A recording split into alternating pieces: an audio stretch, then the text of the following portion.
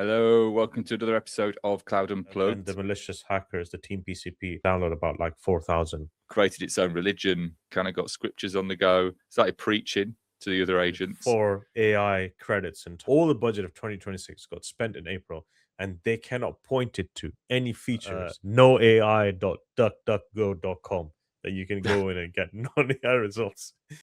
Hello, welcome to another episode of Cloud Unplugged. We've got some news stories today on the kind of classic theme of compromisation.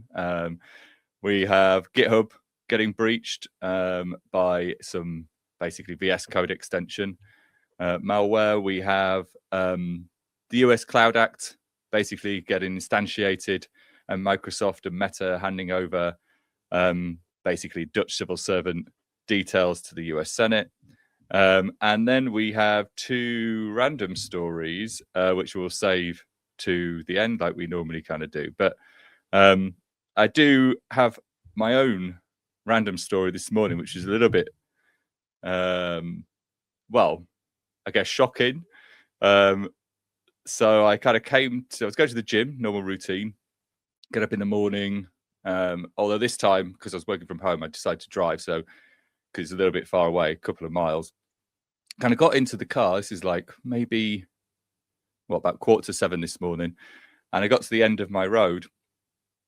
And obviously at the very end of my road is a really busy, it's not really busy, but it's like the longest road in London.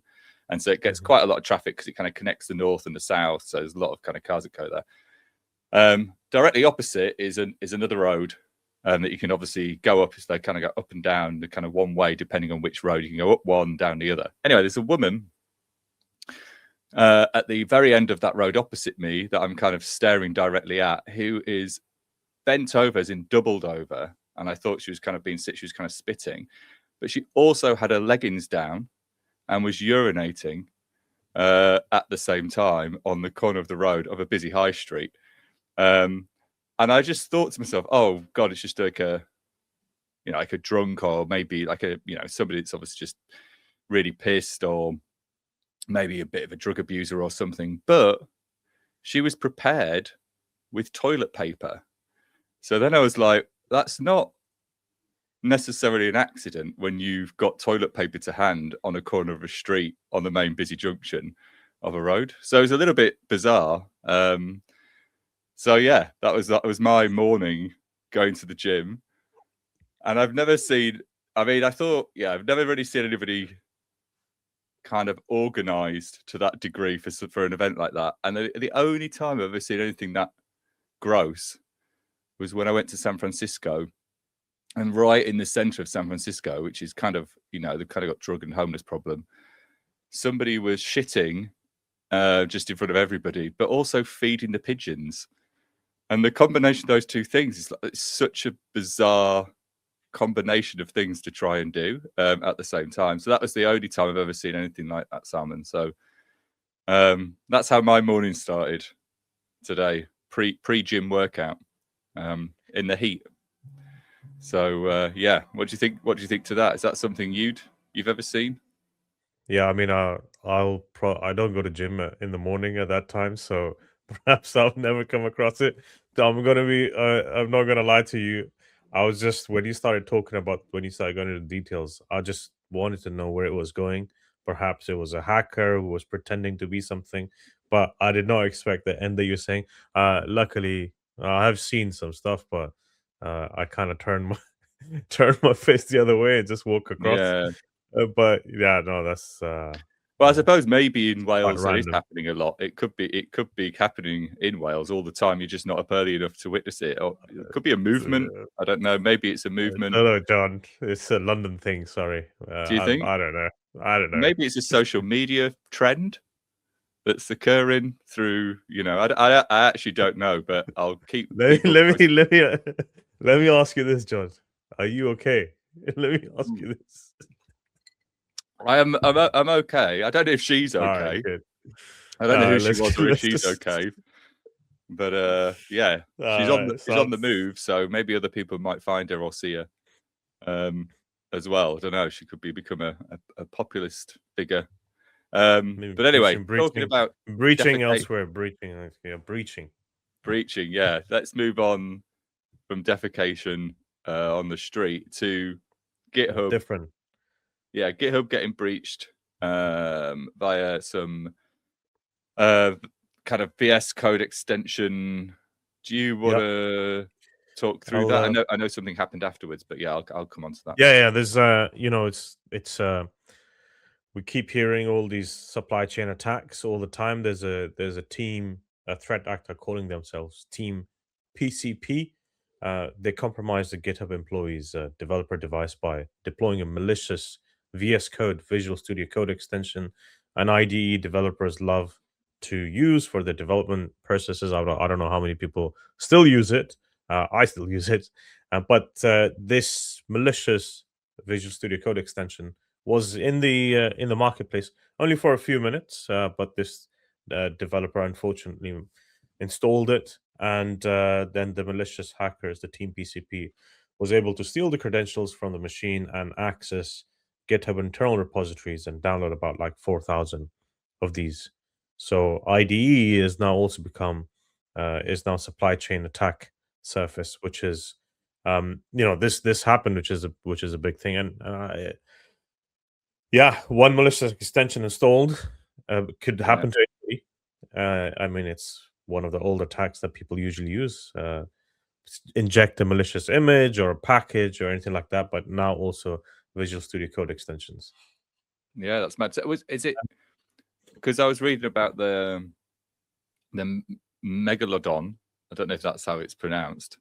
Which was basically all these stolen credentials, essentially for GitHub, like deploy keys, and PATs as well, access tokens, and they basically then were using these.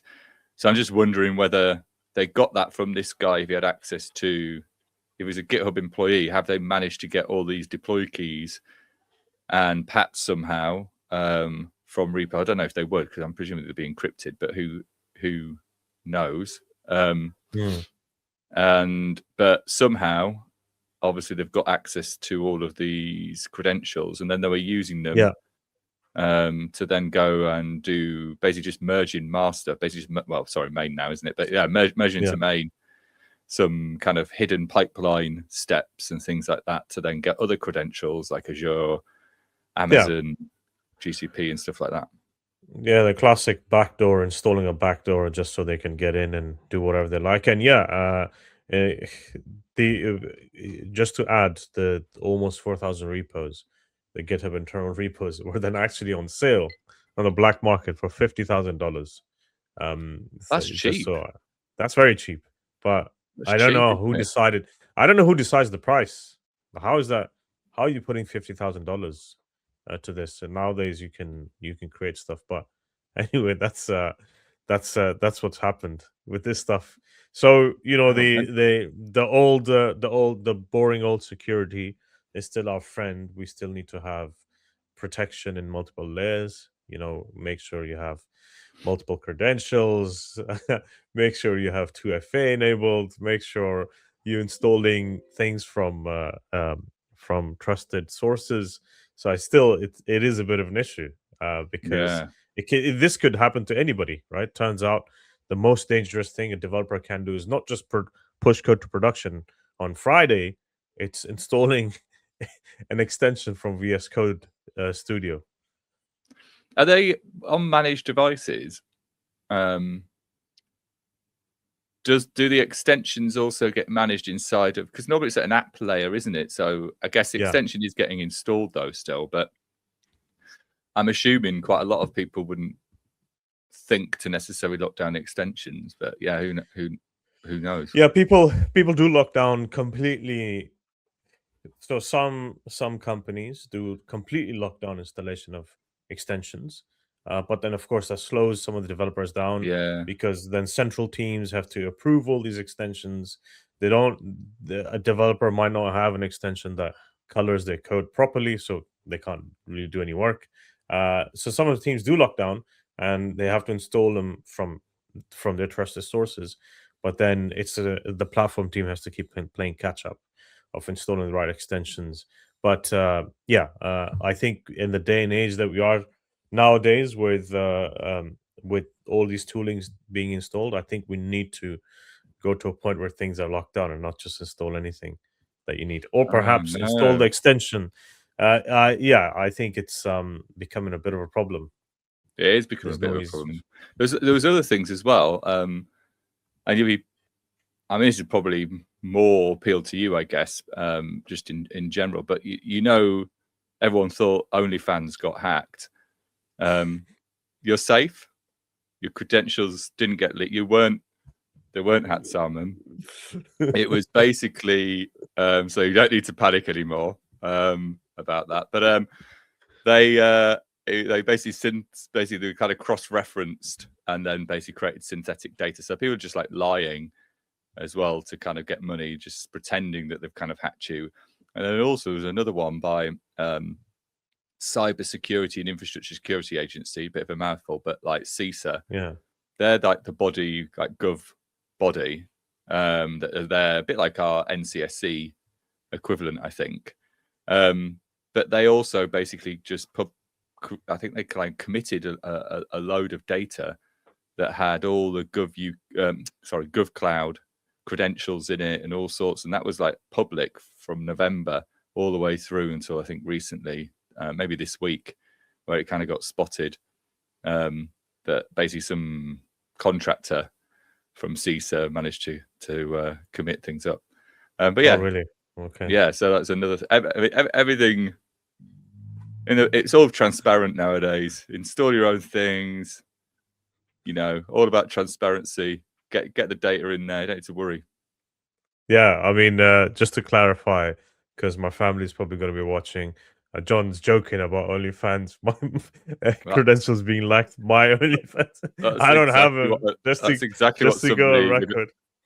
somebody on OnlyFans would say. I mean, that's one of the guilty. That Yeah, the only credentials I have is for Cloud Unplugged. That's the only media I'm consuming. yeah. Well, no, it's just more the there are different. You've just got a big range of content. Let's just leave it at that. Salman's got a lot of content. No, I'm joking. Yeah, obviously So that was a basically, joke. in summary, what we're seeing now is the attackers are using the same old tricks of putting in malicious software, putting in malicious containers, putting in malicious extensions, and it's the same things are repeating over and over again. That means we have to stick to the same old security principles. Companies like GitHub are getting breached, which means that maybe people are trying to move way faster than they were before with all these AI tools. So I think we need to take a bit of a more cautious approach with trying all these new tools out, because every week, John, you and I talk about Man, yet another instance, yeah. and I added a few more to our discussions today, but I had to just take them out because otherwise our podcast is not Cloud Unplugged. It's about incidents unplugged. That's what we're Yeah. talking about. Yeah, a lot of them are very supply chain esque, aren't they? Recent, like they've Yes. kind of got in on that. So it seems to be like everyone's cottoned on as that being the way in, getting it on the device. But yeah, another thing which we've also been talking about quite often, and we did it in the other episode, is obviously the Cloud Act, US Cloud Act, and the sovereign cloud, and the funding by the EU to build their own EU cloud. Yeah.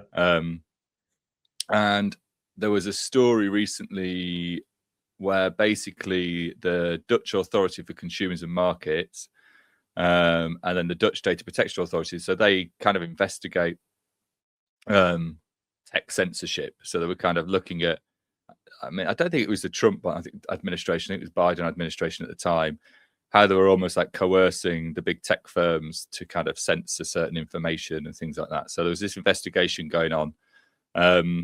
And I think it was called jawboning. Don't know why, but where you basically put pressure on them. Don't know where that comes from.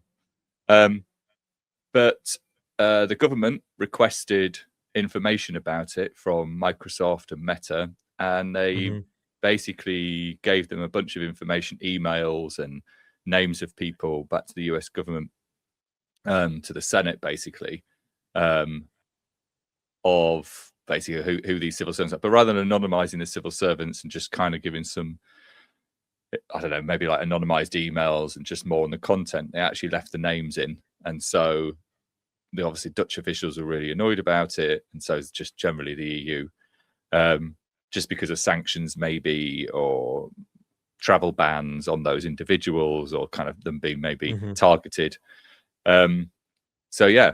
And so I guess there was also, off the back of that, then a thing called CADA, which was Cloud and AI Development Act, where they've tried to define what sovereignty means, because there was a lot of things of maybe you could set up a sister company that's kind of related to Amazon, etc., etc. Like, is that sovereign because it's technically in, you know, in the EU? And so they came up with basically new acts and a framework called SEAL, which again, more acronyms, which is sovereignty effectiveness assurance levels. So basically 0 to 4 of how they categorize the level of sovereignty, where obviously 0 being no sovereignty, and then all the way up to basically software and chips being SEAL 4, i.e. were they manufactured in the EU, is the software owned by companies in the EU, etc. So it kind of goes all through the different levels, from hardware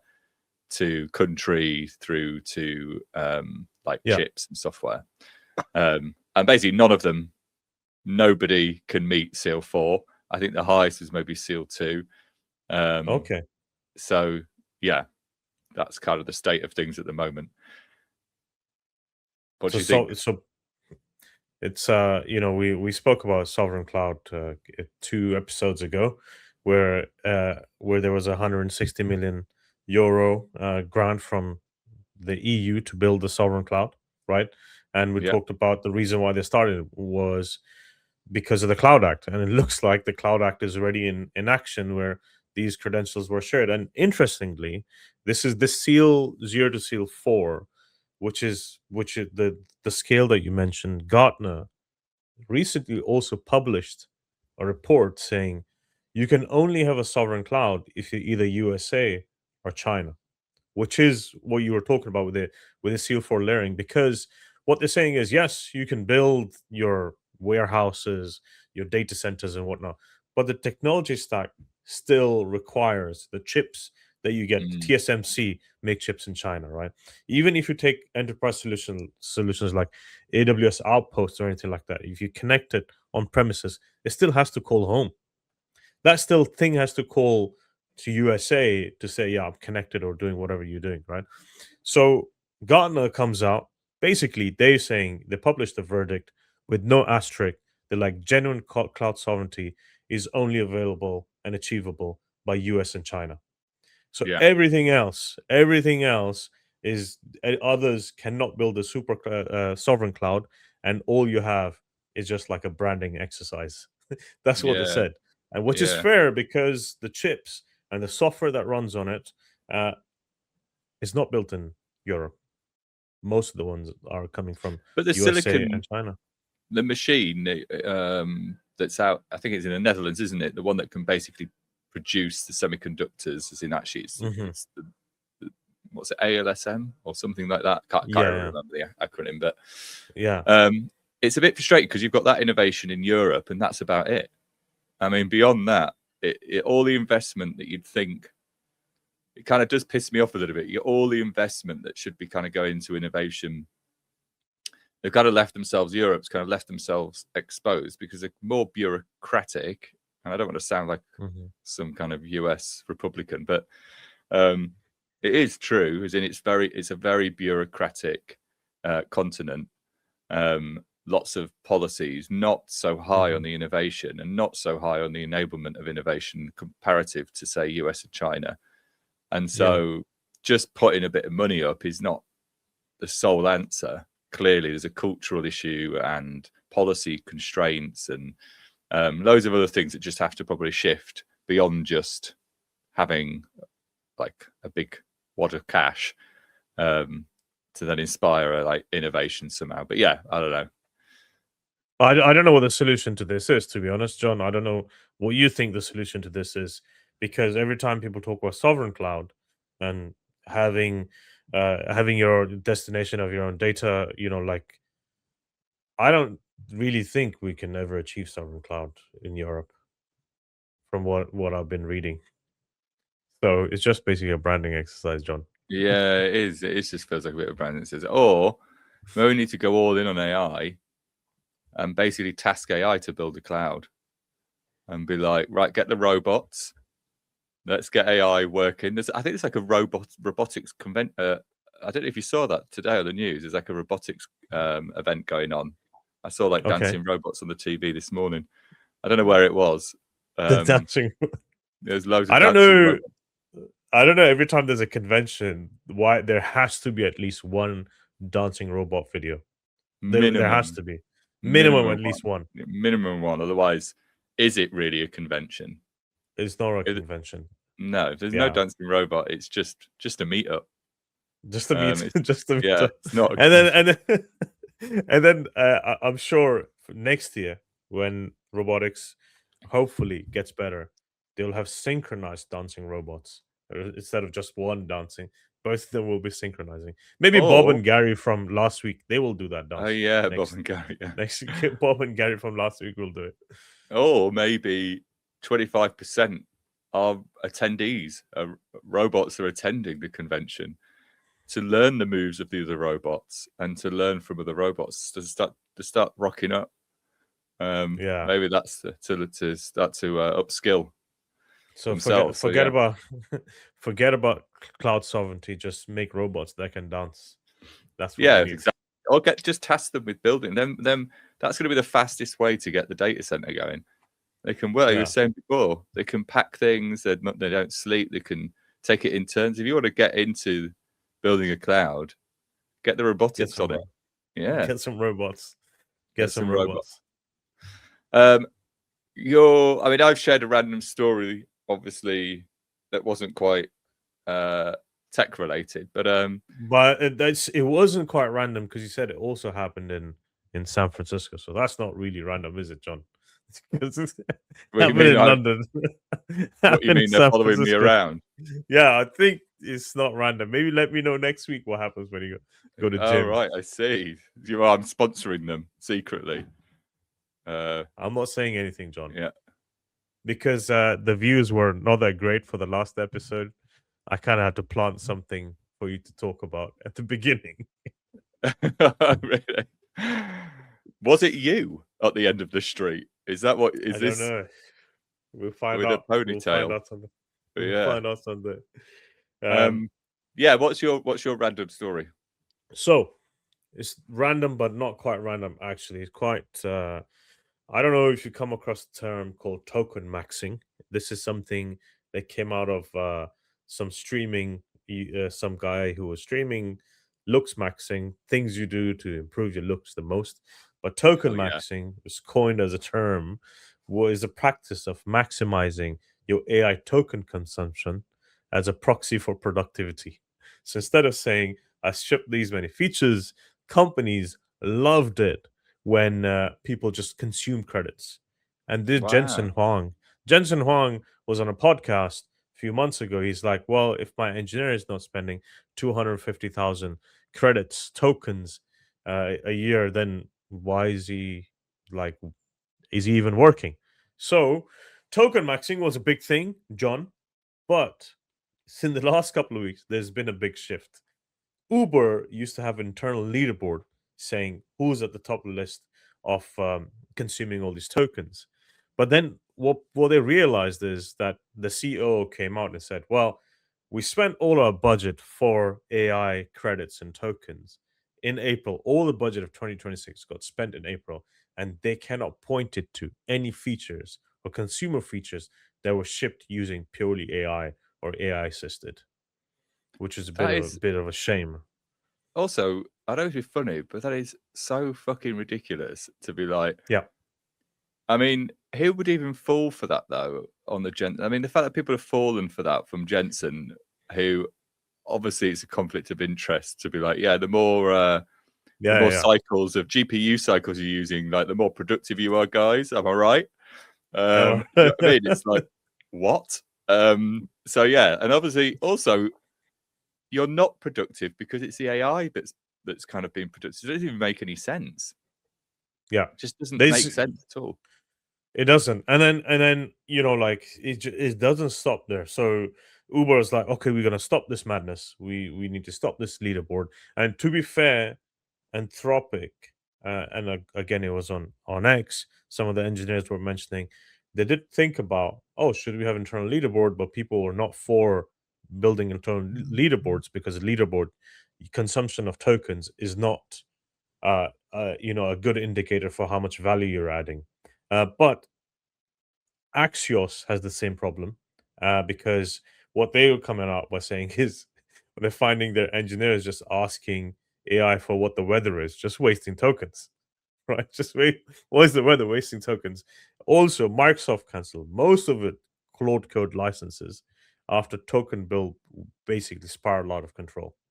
Wow. And another company, it was literally yesterday, an AI consultancy company came out and said one of the companies they were consulting for ended up spending $500 million a month in cloud code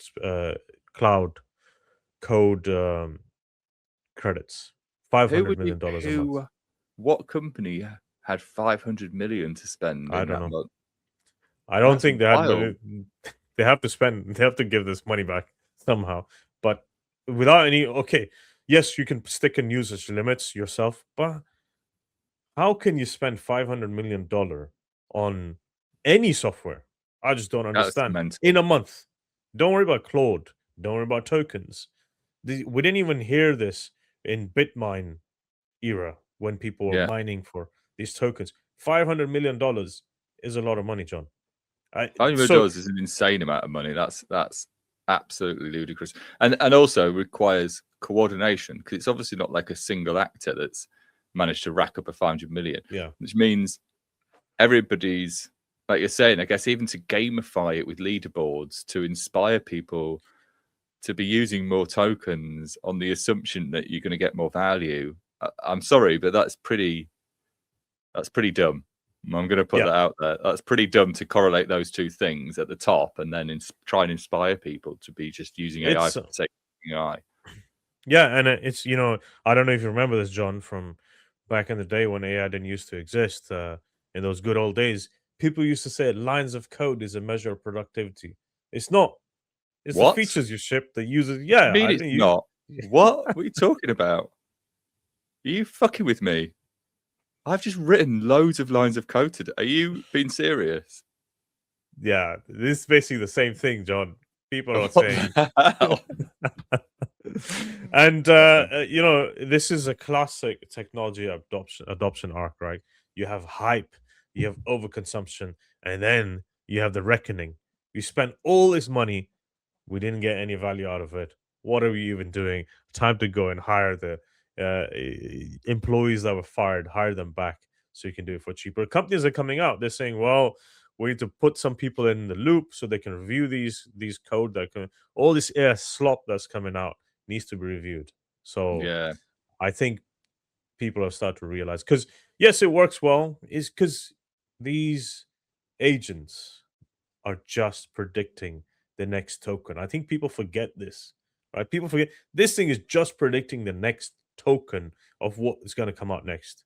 If you do something a bit complicated, your credits run out really quickly anyway in the first place. Or if you don't have any limits, you're gonna spend you'll spend $500 million. That's insane, So isn't it? yeah, $500 million. Yeah. That's just I was stupid. looking at the platform con talks, and I was like, and I did kind of, I was like, oh, I bet they're going to be all AI. They were all AI. I mean, literally all of them. But they're all, I mean, not to criticize it because I haven't seen the talk, so they probably could be quite good, but they're all kind of quite superficial variations of kind of the same thing, if you see what I mean, because the Hmm. depth of value that, really, it's not evolved to the point where it's like, some radical innovations happened, and these are consumers of, which means all the consumers of, unless they're building inside the AI ecosystem themselves, as in enhancing it, trying to make it better, they're all hitting the same limitation anyway, because it's the limit of the model essentially, and then the tools and the ecosystem within the model, and then the approaches you can kind of take. So like the guardrails and things like that, obviously, is all quite evolving. So it's not like that's really well defined. So yeah, but it is mental. Everything's like AI, agentic, LLM, AI, LLM, agentic, something else, some other spin. But yeah, it's mental how much it's like everyone's on the bandwagon at the moment. Yeah, I think even before, John, you remember the cloud was a bit of a hype when the cloud came out. Everything was cloud, but at least in cloud, I think this is too much. That it's overhyped a lot. And speaking, like, we were at the meetup last week, or this week, that we were doing a talk on, how to use AI safely, saying that, you're complaining about platform con. Amir Tayyab, shout out to Amir, he did a great presentation. But Nice. the issue here is that people are buying into hype, and as in people who are not working in technology, like directors or CEOs, or they're buying into the hype. They're like, well, I can use this AI to ship my code way faster, and I can do the features that used to take me 6 years, I can do within 3 months with 2 teams. Well, unfortunately, Anthropic and OpenAI have done a really good marketing drive saying, oh, we're going to replace all the engineers, but all of them are coming back and saying, well, I don't think it's going to happen anymore. But people have bought into hype already, setting up all these expectations. And I think people are starting to wake up that AI is not everything. Well, we call it AI, but it's just predicting next token, right? Even Google Cloud, they had an I/O last week, and they announced that they will replace in Google search with the links will get replaced with an AI generated result. And surprisingly, for Google, DuckDuckGo, which is also a search engine, they saw a surge of 70% installations of their app on the Apple Store, iOS Store, where there's a spike because people are like, we don't want this AI generated slop. Give me real results. So 70% increase. That's mental. And they got like a traffic increase of, I think, 30% or something after the announcement was made for DuckDuckGo. So DuckDuckGo came out, and and actually they have a domain, something called noai.duckduckgo.com, that you can go in and get non-AI results. So yeah, the classic mode, basically, like the traditional mode almost of the world. But also, what's funny about it is it's AI. I mean, it literally has the word artificial intelligence, basically fake intelligence. So it's not even trying to pretend to be that intelligent. They're basically saying, look, this is not even real intelligence. This is artificial one. This is fake. So it's almost in the name. It's just basically. Yeah. Statistics. We literally it's just statistics. The statistics. Yeah. What are you statistically gonna say? So when people talk about AGIs, I know we probably gonna come to AGI in a second, but I don't think this is gonna happen anytime soon. Well, I don't need AGI. I don't need AGI. These tools are good at writing some scripts for me, writing the code base for me. It's good. It's good enough. Yes, there will come a point where I won't even have to look at the code that's been generated and let it be as an artifact that gets produced, and it just works. But at the moment, it costs a lot of money. I don't doesn't seem like it's working. Think, not to go kind of dig in too much on this, but I just don't think there's an incentive necessarily. I mean, I don't know, a bit of an arms race, but I still don't believe there's an incentive by the organizations to make the models that good. You don't want too much efficiency, because then you get the answer, and don't you? What did it cost you? 10 tokens, and you got like an amazing outcome or something. Like, you don't make money from great outcomes as those companies when it's token based at the moment. In which case, then you're not really incentivized. You want to work to keep coming. You need to, like, maybe you didn't get the right answer, so you need to go and work it again, more tokens, and maybe you need to go through it again with some more tokens because it wasn't quite right. And that's great for them because you're spending all the money. So why really push to some AGI place if you're not necessarily financially incentivized to do so, and you're making so much money from it not being that great as a business? Was my hunch. Doesn't seem to make sense. But basically, anyway, you're saying token maxing is dead even before it caught up. Yeah, basically, yeah, it's dead before you wake up. There is another one, obviously on the AI, which is a bit bizarre, that Meta acquired like a social network, a new one, but it's only for AI. So humans aren't allowed to obviously sign up, and all the AI. I mean, it's pretty.